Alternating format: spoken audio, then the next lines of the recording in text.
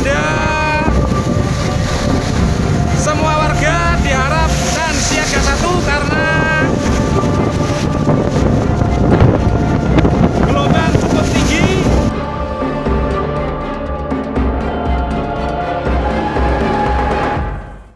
Nah, persoalannya sekarang adalah kalkulasi yang disampaikan sama Mas Heri dan skenario terburuk gitu ya. Apakah sudah disampaikan ke Pemda atau pemerintah setempat gitu Mas, dan reaksi mereka bagaimana? Ya, jadi tentunya hasil riset kan harus didiseminasikan gitu ya, kemudian harus bermanfaat buat teman-teman gitu ya. Dan kita coba publikasikan gitu ya, ada yang lewat publikasi ilmiah, ada juga lewat media, dan ada juga kita langsung kasih kirim data-datanya ke pemerintah daerah. Ya alhamdulillah ketika pertama diragukan gitu ya, ketika habis itu datanya diperbaharui, kita lebih meyakinkan untuk memberi penjelasannya. Ya salah satunya Giant Sea Wall itu kan datang dari data-data hasil riset kita ya, dengan teman-teman di Belanda gitu ya, kita coba paparkan, akhirnya sekarang NCICD terbentuk gitu ya. Jadi ya itu dari salah satunya dari data yang kita berikan. Kemudian sekarang di Pekalongan mulai pada ribut setelah kita tunjukkan datanya gitu ya. Ribut kan itu bisa artian positif, awareness-nya nambah gitu ya. Di Semarang kan sudah ada rencana misalnya tanggul laut yang disertai jalan tol di situ. Nah itu juga sama, ada kontribusi dari hasil-hasil riset kita gitu ya. Jadi didengar sudah, kemudian ada rencana solusi sudah, cuman ongoing prosesnya ininya masih ongoing proses ya. Artinya kalau solusinya begitu, itu kan semacam cure yang temporer ya Mas ya. Artinya membangun giant sea wall, tapi kan penurunan tanah tetap terjadi gitu ya. Apakah itu yang diharapkan Mas Heri gitu ya, untuk solusi permanen atau jangka panjang begitu? Nah, sebenarnya ada rangkaian langkah yang biasa dilakukan ya oleh teman-teman di luar negeri sana gitu ya. Jadi ada langkah-langkah bakunya lah istilahnya. Ini saya bisa tunjukkan, mungkin saya share screen ya, Mbak. Oke. Nah, ini nggak tahu kelihatan nggak? Kelihatan? Nah, jadi sebenarnya ada rangkaian langkah-langkah dalam program manajemen bencana banjirop dan penurunan tanah gitu ya. Kalau kita lihat di sini sebenarnya ada 16 langkah yang harus kita tempuh. Nah, sementara kalau kita bicara di Jakarta itu baru 3 langkah saja dari 16. Kalau bicara di Pekalongan baru 2 langkah saja dari 16. Itu tadi yang saya bilang on progress-nya ya. Jadi kita masih harus menempuh jalan panjang untuk nanti solusinya itu maksimal gitu ya. Nah, kenapa bisa di Jakarta baru 3 gitu? Ini yang dikasih kuning ini ya kira-kira yang sudah dilakukan lah, sudah dilaksanakan. Padahal masih banyak lagi langkah-langkahnya. Nah, kenapa baru 2-3 yaitu karena masih banyak diskusi tadi gitu ya, kesiapan juga pemerintah dari sisi penganggaran dan lain-lain gitu ya. Lembaga yang berwenangnya juga kita masih punya pekerjaan rumah karena sampai saat ini kelembagaan ini juga masih didiskusikan ya. Minggu ini itu baru dibentuk Pokja mitigasi adaptasi lensa penurunan tanah di wilayah dataran rendah pesisir. Baru minggu ini dibentuk Pokjanya gitu ya. Padahal penurunan tanahnya banjiropnya sudah 10 tahun ke belakang. Tapi ya alhamdulillah akhirnya terbentuk juga melalui rangkaian yang panjang gitu ya. Nah harusnya dari pembentukan ini ada proses speed up. Tapi kita lihatlah. Kalau saya ya dibilang optimis tidak, tapi dibilang pesimis juga tidak. Tidak semua ya, jadi ya diantaranya lah. Begitu, ini saya stop share lagi. Oke. Iya. Seperti itu, Mbak Rin.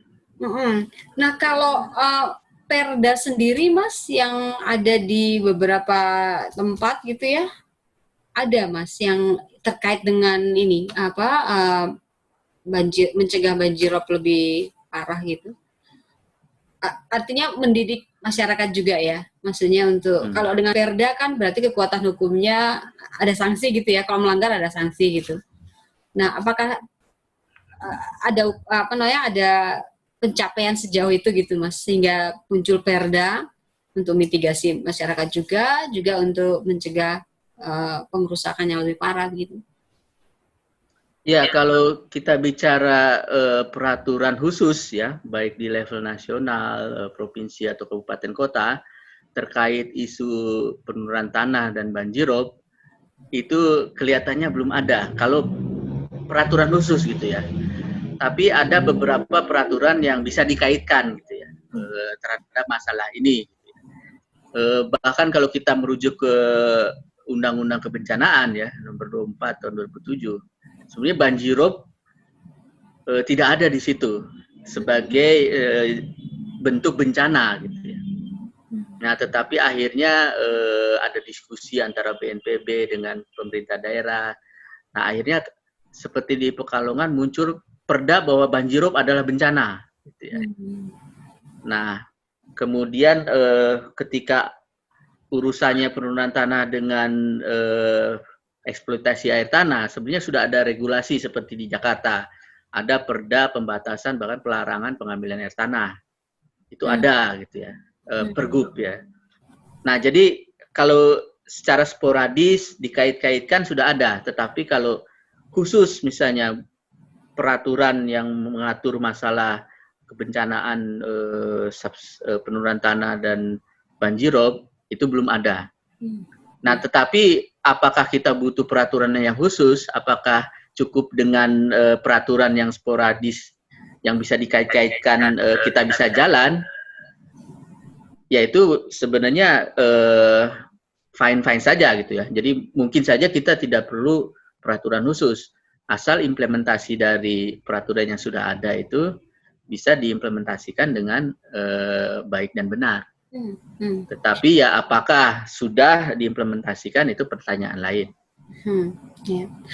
Nah, kalau misalnya lihat peta Mas ya, dari pesisir pantai utara Jakarta sampai ujung Jawa itu, ada hasil penelitian Mas Heri nggak? Kira-kira yang paling rawan-rawan itu daerah mana, dan kemudian proyeksi yang akan terjadi 20-30 tahun yang akan datang seperti apa kalau tidak dilakukan pencegahan gitu dari pantai utara. Nah, apakah kontur masing-masing daerah itu juga mempengaruhi percepatan itu ya Mas? Betul, betul. Ini saya share screen kembali ya.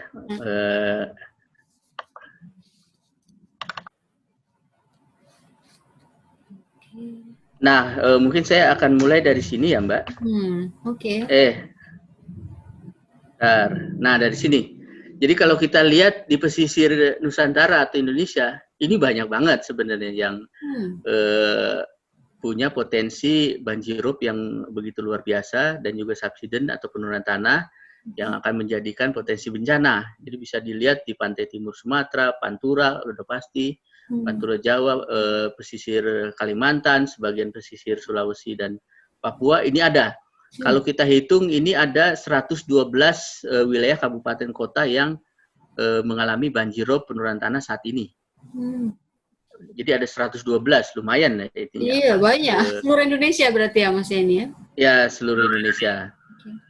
Nah, kemudian kalau kita lihat, tadi kita modelkan, ini yang di Jakarta.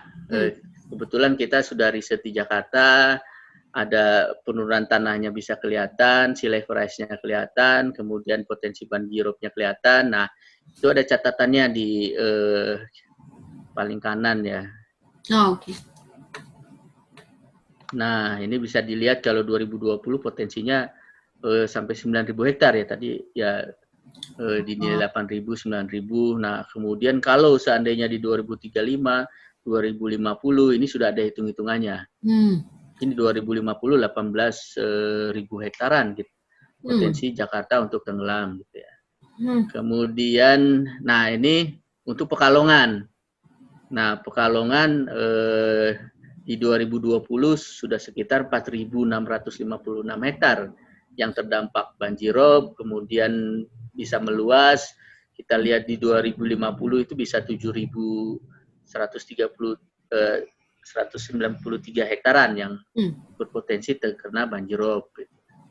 Nah, kemudian di Semarang dan Demak juga ada hasilnya gitu ya. Kalau kita bicara mana yang paling cepat, kelihatannya ya Pekalongan dulu, meskipun lebih kecil dari Jakarta dalam sisi hektar luasannya, tetapi dari sisi cepatnya Jakarta kalah gitu ya. Nah, kemudian ini juga Semarang, Demak ya luar biasa juga potensinya. Kemudian yang terakhir itu kita baru modelkan di Pontianak. Nah, ternyata di 2050 ya lumayan juga nih, bisa 4.500 hektaran juga nih. Maksudnya kalau merah berarti dia tenggelam gitu ya Mas ya? Ya, itu di bawah laut gitu ya. Oke.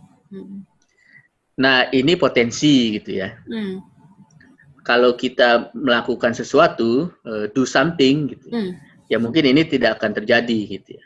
Jadi tadi di Jakarta itu sampai sekian belas ribu hektar, yaitu potensi gitu ya. Bisa terjadi, bisa tidak, tapi harapan kita ya nggak terjadi lah. Jadi model-model ini kan hanya menunjukkan untuk akhirnya kita ada awareness, akhirnya kita ada aksi gitu ya. Nah, memang baru 5 yang mampu kita modelkan dari 112, karena dengan segala keterbatasan yang kita punya itu, Mbak. Ya, yang menarik itu di Pontianak ya, Mas ya. Kalau Pontianak itu pasti penyebabnya berbeda dengan yang di pesisir pantai utara gitu ya, Mas ya. Iya.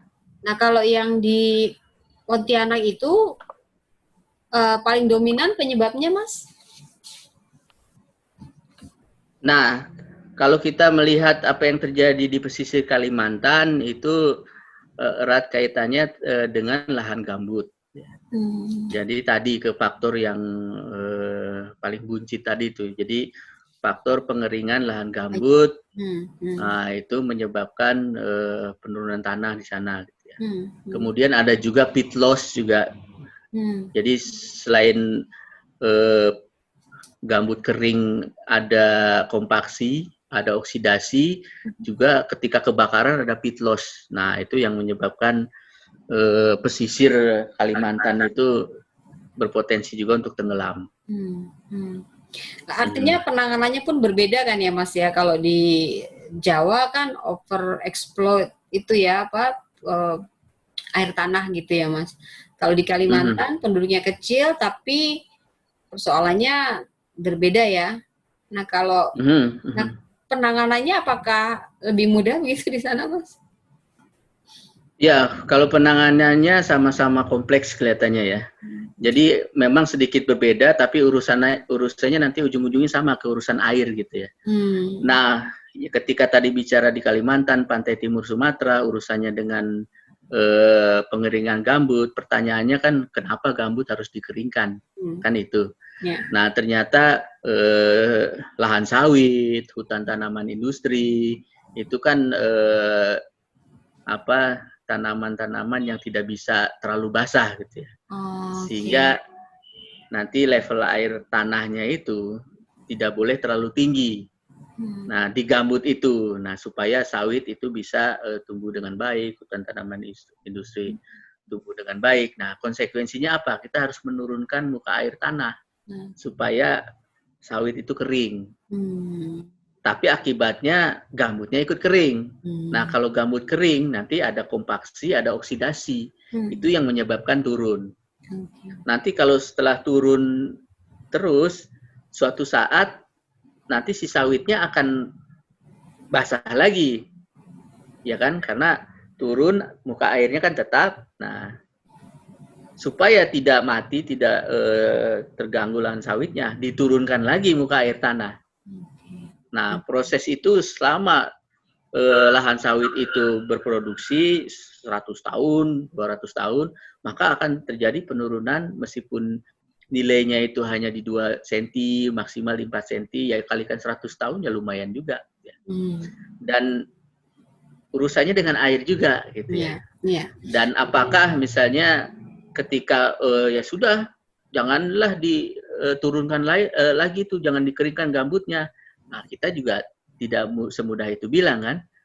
Lahan sawit begitu luar biasa luasnya, nilai ekonominya juga luar biasa. Ketika kita stop sawit, wah udah bisa dicekek orang juga kan, Mbak, gitu ya. Sama-sama kompleks jadinya. Artinya bahwa itu kan bukan fenomena alam ya, Mas ya, itu di man-made ya kan, yang dilakukan manusia kan, penurunan tanah itu kan untuk menyelamatkan sawit itu tadi kan, Mas ya, yang di Kalimantan ini ya, pesisir Kalimantan.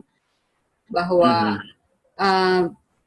apakah masalah ini pernah didiskusikan dengan stakeholder gitu ya, termasuk perusahaan sawit gitu, Mas, di sana, pemerintah setempat? Ya, jadi tadi berbicara man-made jelas ya, kalau urusan penurunan tanah itu dibilangnya kan bencana antropogenik, artinya ada ulah manusianya di situ. Bahasa lainnya man-made gitu ya, man-made disaster nanti ke sana. Nah, jadi sudah firm lah, jadi bukan bencana alam. Siapa yang dalam tanda kutip pelakunya sebenarnya jelas ya. Sudah didiskusikan iya gitu ya. Bahkan pemerintah kan sudah membuat Badan Restorasi Gambut. Itu salah satu upaya pemerintah untuk mencegah bagaimana kerusakan lahan gambut, termasuk di dalamnya ada penurunan tanahnya, di dalamnya ada banjir rob di gambut pesisir. Sudah ada diskusi, sudah ada aksi bahkan. Jadi dibuat stop kanalisasi gitu ya. Drainase di stop untuk gambut, dibuat kanalisasi di bendung gitu ya. Nah, itu sudah dilakukan. Tapi dengan luasan gambut yang sampai berjuta-juta hektar, ya tentunya dibandingkan kapasitas dari kitanya sekarang, sama prosesnya masih panjang.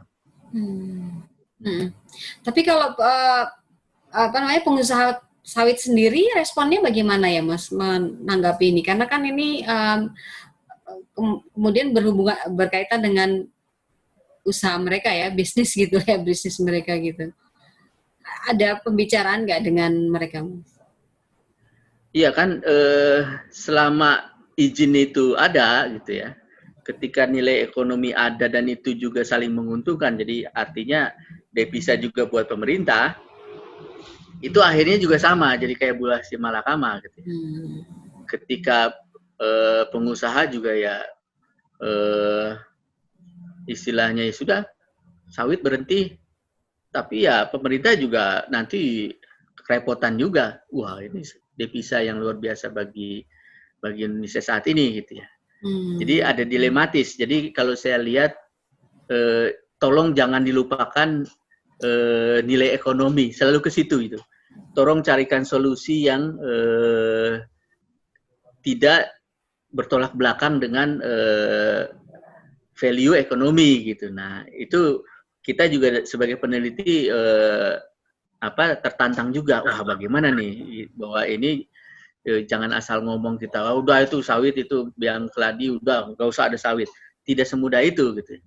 Nah, akhirnya sekarang banyak juga peneliti gitu ya, kayak teman-teman di pertanian itu yang berusaha mencari varietas apa gitu ya. Saya bukan orang pertanian, yang bagaimana misalnya kayak hutan tanaman industri tapi bisa basah gitu ya. Bisa tahan basah gitu. Itu sedang dicari, dikembangkan di situ sebagai win-win solution gitu ya. Mungkin memang ada yang sudah rusak sekali lahan gambut, memang harus direstorasi gitu ya.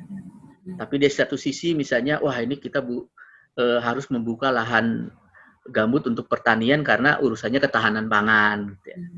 Nah, itu win-win solution itu sebenarnya yang sekarang sedang dicari oleh semua pihak ya.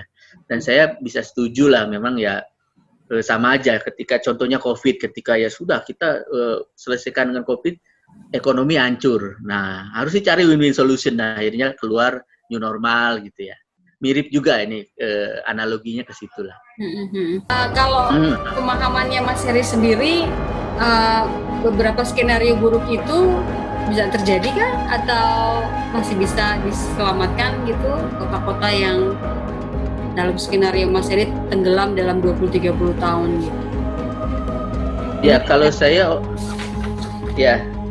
saya optimis bahwa model yang saya buat itu tidak akan terjadi. Jadi saya optimis itu hanya skenario the worst case-nya.